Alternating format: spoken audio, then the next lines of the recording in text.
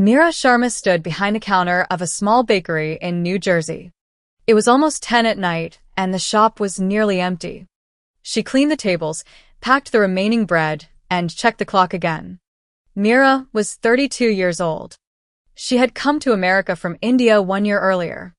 Her asylum case was still pending. Back in India, Mira had lived in a house where fear was a normal part of every day. Her husband controlled her money, her phone, and even the people she could speak to. When she tried to leave him, he and his family threatened her. With the help of an old school friend, Mira escaped. She reached America with one suitcase, a few documents, and less than $300. Her life in America was not easy. She shared a small room with another woman.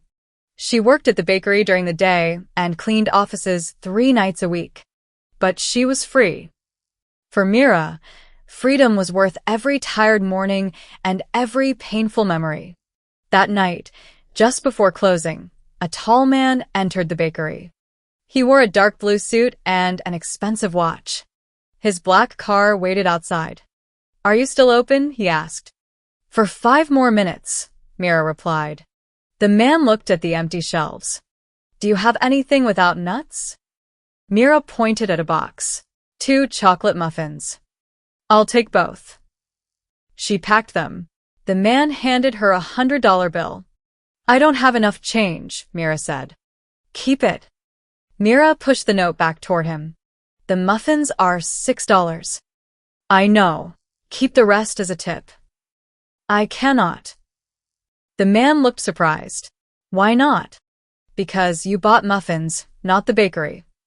For the first time that evening, the man smiled.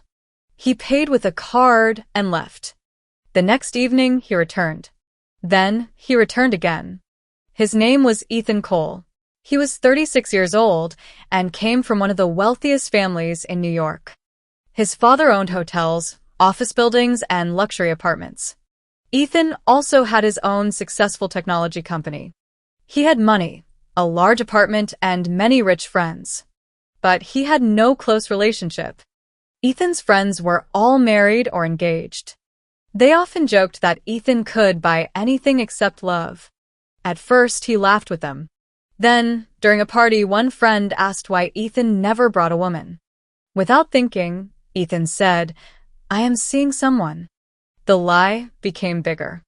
He told them she was intelligent, independent, and different from the women in their social circle.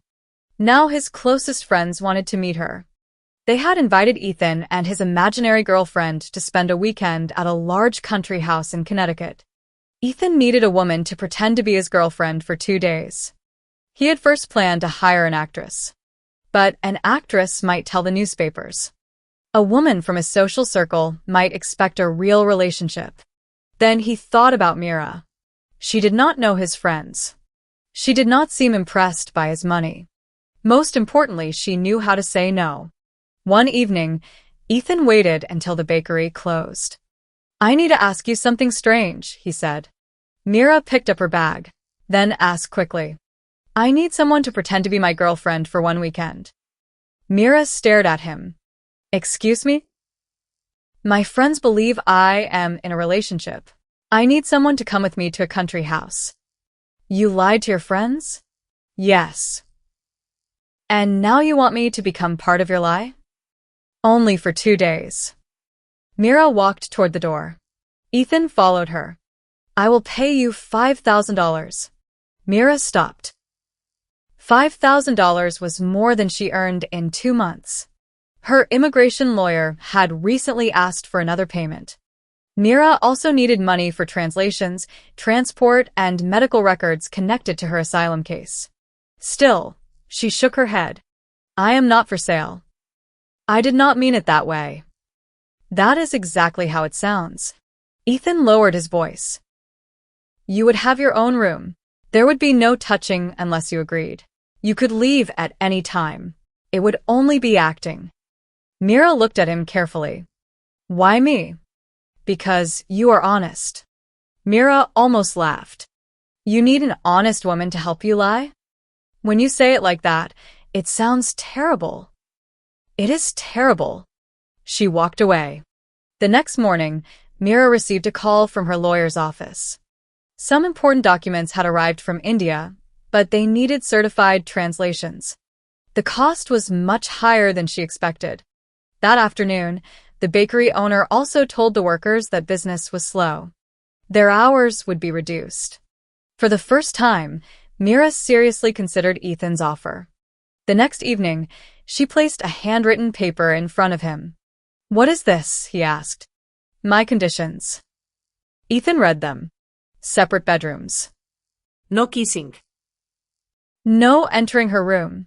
No questions about her asylum case in front of other people. No insulting comments about India, immigrants, or workers. Payment before the trip. And if anyone treated her badly, she could leave immediately. Ethan nodded. "I agree." "There is one more condition," Mira said. "What?" "You will tell me why a rich man cares so much about what his friends think." Ethan looked away. "That answer may take longer than the weekend." "Then start thinking." On Friday afternoon, Ethan arrived outside Mira's building. She came downstairs wearing a simple dark green dress. It was not expensive, but she looked graceful and confident. Ethan forgot what he was about to say. "Is something wrong?" she asked. No. "You look acceptable. You look beautiful." Mira became uncomfortable. "Remember, this is acting." "Yes," Ethan said. "Acting." During the drive, they created a false story about their relationship. They would say they met at a bookstore. They had been together for 6 months. Mira liked old songs, gardening, and strong tea. Ethan liked running, expensive coffee, and working too much. "What is my favorite food?" Ethan asked. "I don't know. You're supposed to be my girlfriend." Mira looked at him. "Men like you probably eat food with very small portions and very large prices." Ethan laughed. "My favorite food is actually grilled cheese."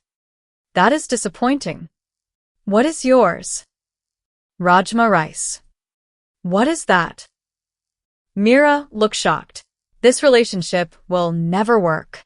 When they reached the country house, Ethan's friends were waiting.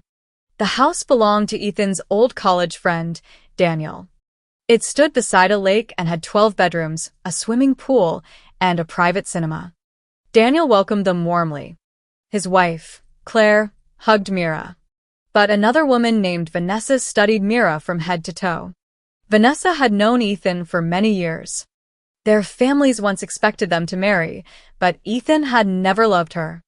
"So you are the mystery woman," Vanessa said. "And you are?" Mira asked politely. "An old friend." Mira smiled. Old friends are important.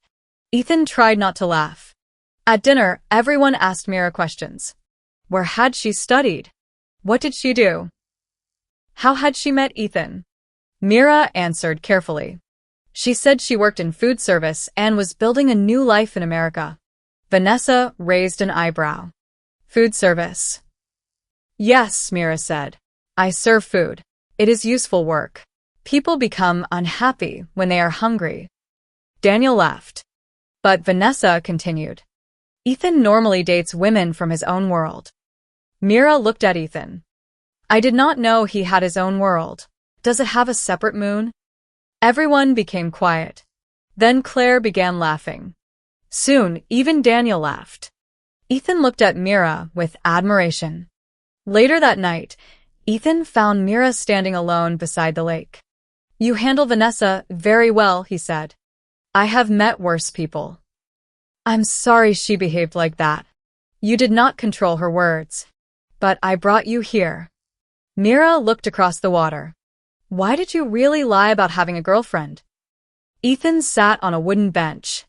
"When I was younger, my father believed feelings were weaknesses. He taught me to win, to compete, and never to look lonely." "So, you invented a woman?" "I wanted my friends to stop looking at me as if something was missing." "Is something missing?" Ethan looked at her. "Yes." Mira felt his answer was honest, so she did not make a joke.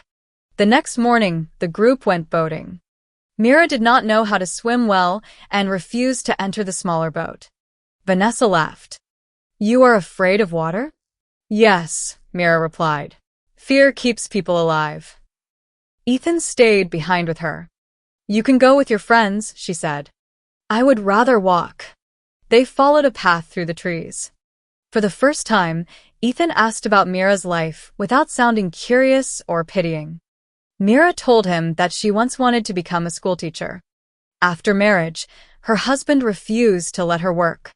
When she tried to apply for a job, he burned her certificates. One night, after a violent argument, Mira ran to her parents' home. But they told her to return to her husband because divorce would bring shame to the family. Ethan stopped walking. They sent you back? Yes. I'm sorry. Do not be sorry. You did not do it. How did you finally leave? I understood that nobody was coming to rescue me. Her words stayed with Ethan. Nobody was coming to rescue me. Ethan had always believed money could solve every problem. But Mira had survived without money, protection, or powerful friends. He began seeing her differently. Not as a worker. Not as an immigrant. Not as a woman he had hired. He saw her as the bravest person he had ever met. That evening, the group held a formal charity dinner at the house. Ethan had arranged for a stylist to bring several expensive dresses for Mira. But she chose a plain blue dress from a small shop. You could wear any of these, Ethan said, pointing to the designer clothes. I am pretending to be your girlfriend, she said. I am not pretending to be someone without taste. At dinner, Ethan's friends began telling stories about their relationships. Daniel asked Ethan, when did you know Mira was special? Ethan had prepared a false answer. But when he looked at her, the words disappeared. The first night I met her, he said slowly, I tried to give her too much money. She refused it. Everyone laughed. But Ethan continued. She looked at me as if money was the least interesting thing about me. I found that annoying. Mira smiled. And now? Claire asked. Now I think she may have been right. Mira looked down at her plate. For a moment, the weekend did not feel like acting. After dinner, music began playing. Couples moved to the dance floor. Ethan held out his hand. Dancing was not in the agreement, Mira said. I am requesting an additional service. My rates are very high. I have heard. She took his hand. At first, Mira kept distance between them. But as they moved slowly, she relaxed. Ethan did not pull her closer. He did not touch her without permission. For Mira, this small respect felt unfamiliar. Her husband had always treated her body as his property. Ethan treated every touch as a question. For Ethan, the room slowly disappeared. He forgot his friends, Vanessa and the original lie. There was only Mira. Then Vanessa entered Ethan's room looking for him. On a table, she saw the paper Mira had written. The agreement. The conditions. The payment. Vanessa took a photograph of it with her phone. The next morning, everyone gathered for breakfast. Vanessa placed her phone on the table. I think we should congratulate Ethan, she said. He has finally found a girlfriend who charges by the weekend. The room became silent. Mira saw the photograph of their agreement on the screen. Her face lost all color. Claire looked at Ethan. Is this true? Ethan stood up. I can explain. Mira pushed back her chair. You left the agreement where anyone could find it? I locked my room. Clearly not very well. Vanessa smiled. So this is all fake. Mira looked at the people around the table. Some looked surprised. Others looked embarrassed for her. She had known humiliation before. She had felt it in her husband's house and in front of relatives who blamed her for his cruelty. She would not remain for another moment. I am leaving, she said. Ethan followed her into the hallway. Mira, wait. Our agreement is finished. Let me drive you. No. This is my fault. Yes, it is. I never wanted you to be hurt. But you were willing to risk my dignity to protect your pride. Ethan had no answer. Mira took her bag and walked out of the house. Ethan returned to the dining room. Vanessa looked satisfied. It was only a joke, she said. Ethan stared at her. You entered my room and photographed a private document. She lied to all of us. No, Ethan said. Elite. He looked at his friends. Mira did nothing wrong. I paid her because I was too weak to admit that I was alone. Daniel stood. You could have just told us. I know. Ethan turned to Vanessa. You wanted to embarrass her because she works in a bakery and does not come for money. But she has more dignity than anyone in this room. Vanessa's smile disappeared. Ethan left the house. Mira had already called a taxi. He found her standing near the main road. Please let me take you home, he said. No. I will not ask you to forgive me. Good. But please do not stand here alone. I have stood alone in worse places. I know. That is what I am ashamed of. Mira looked at him. Ethan seemed different. For the first time, he was not confident, charming, or protected by money. He looked honestly sorry. She allowed him to drive her home, but they did not speak during the journey. When they reached her building, Ethan handed her an envelope. The payment we agreed on. Mira took only half. You completed the weekend, he said. No. I left early. You earned all of it. I decide what I earned. She handed the remaining money back and left. For the next 3 weeks, Ethan did not visit the bakery. Mira told herself she was relieved. But each evening, when the door opened, she looked up. She hated herself for expecting him. Her asylum interview was approaching. She spent her evenings studying documents with her lawyer. One day, the bakery owner made an announcement. An anonymous person had paid for new equipment and 6 months of rent. The bakery would not reduce anyone's working hours. Mira immediately thought of Ethan. She called him. Did you give money to the bakery? There was a pause. Yes. Why? Because the owner needed help. You did it because of me. I did not attach any conditions. I do not want your charity. It was not charity for you.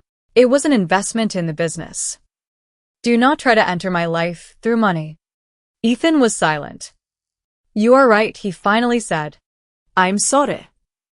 The next morning, the bakery owner received another message.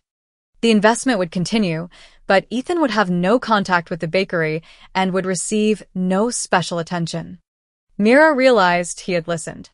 2 months passed. Mira attended her asylum interview. It was one of the hardest days of her life. She had to speak about events she wanted to forget. She described the threats, the violence, and the people who had refused to protect her. After the interview, she sat alone on a bench outside the building. She did not know whether her case would be approved. She could only wait. Across the street, she saw Ethan. He was standing beside his car, but he did not approach. Mira walked toward him. What are you doing here? Your lawyer told me the date. You spoke to my lawyer? Only after she called me about a donation for an immigrant women's support center. She mentioned your interview. You donated? Without using your name. Why did you come? I wanted to know you were safe. You could have called. I thought you might not answer. You were correct. Ethan nodded. I will go. He turned away. Ethan, Mira said. He stopped. How long have you been standing here? About 4 hours. My interview took 2. I came early. For the first time in months, Mira smiled. They walked to a nearby coffee shop. Ethan ordered grilled cheese. Mira ordered tea. I have something to tell you, Ethan said. Another imaginary girlfriend? No. I told my friends the truth. They already knew. I told them the complete truth. I told them I was lonely. I also told them I cared about you. Mira became serious. You do not know me well enough to care about me. I know you refuse money you need because you value your self-respect. I know you drink tea when you are worried. I know you want to teach children one day. I know you are afraid of water, but not afraid of difficult people. Mira looked out of the window. And what do you want? A real date. You are asking a woman you hired to pretend to love you? I never hired you to love me. No. Only to improve your image. I was an idiot. That is true. One dinner, Ethan said. No pretending. No agreement. No payment. Mira remained silent. And separate bedrooms? She asked. It is only dinner. I am checking your understanding. Ethan smiled. One dinner. You can leave whenever you want. Mira agreed. Their first real date was not at an expensive restaurant. Mira chose a small Indian cafe. She ordered rajma rice for Ethan. He took one bite. Well, she asked. This relationship may have a future. Mira laughed. Over the following months, they met slowly and carefully. Ethan learned not to solve every problem with money. Mira learned that accepting kindness did not always mean losing control. When she had bad dreams, Ethan did not force her to explain. He simply stayed on the phone until she felt calm. When Ethan felt pressure from his father, Mira reminded him that success without peace was another kind of prison. One evening, Ethan took her back to the lake near Daniel's country house. Mira looked nervous. I still cannot swim. We are not going into the water. He led her to the wooden bench where they had spoken during their false weekend. I brought something, he said. Mira saw a small box in his hand. She immediately stepped back. No. Ethan quickly opened it. There was no ring inside. There was a key. What is this? A key to a classroom. Mira looked confused. Ethan explained that his company had opened a free evening learning center for immigrant women. They needed a part-time teacher for basic English and job preparation. I did not buy you a job, he said quickly. There is an interview. The board will decide. Mira held the key. You remembered that I wanted to teach. I remember everything you tell me. Tears filled her eyes. Not because he had offered her work. Because someone had remembered her forgotten dream. 6 months later, Mira received a letter. Her asylum application had been approved. She read the letter 3 times before she believed it. Then she called Ethan. I can stay, she whispered. Ethan closed his eyes. You were always going to stay. No. Today it is real. That evening, Ethan took her to the bakery where they had first met. The shop was closed, but the owner had allowed him inside. On the counter were 2 chocolate muffins. Ethan placed a $100 bill beside them. Mira looked at him. We have discussed this.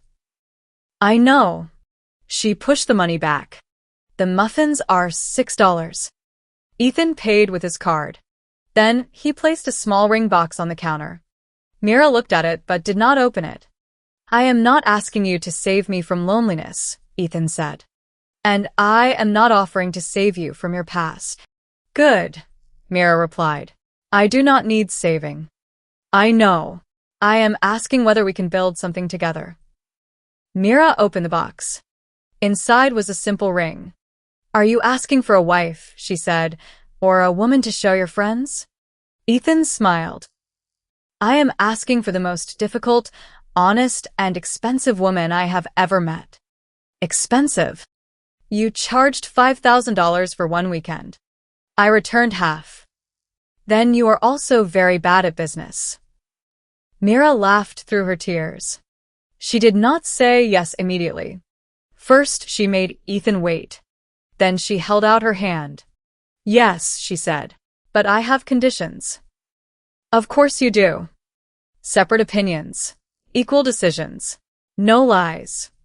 I agree. And you must learn to cook rajma rice. Ethan placed the ring on her finger. That may be the hardest condition. Outside the bakery, the city moved around them. Cars passed, lights changed, and strangers hurried home. Mira had arrived in America believing that nobody was coming to rescue her. She had been right. She rescued herself. But along the way, she met a man who did not ask her to become smaller, so he could feel bigger. Their relationship began with a lie. But it survived because, in the end, they chose the truth.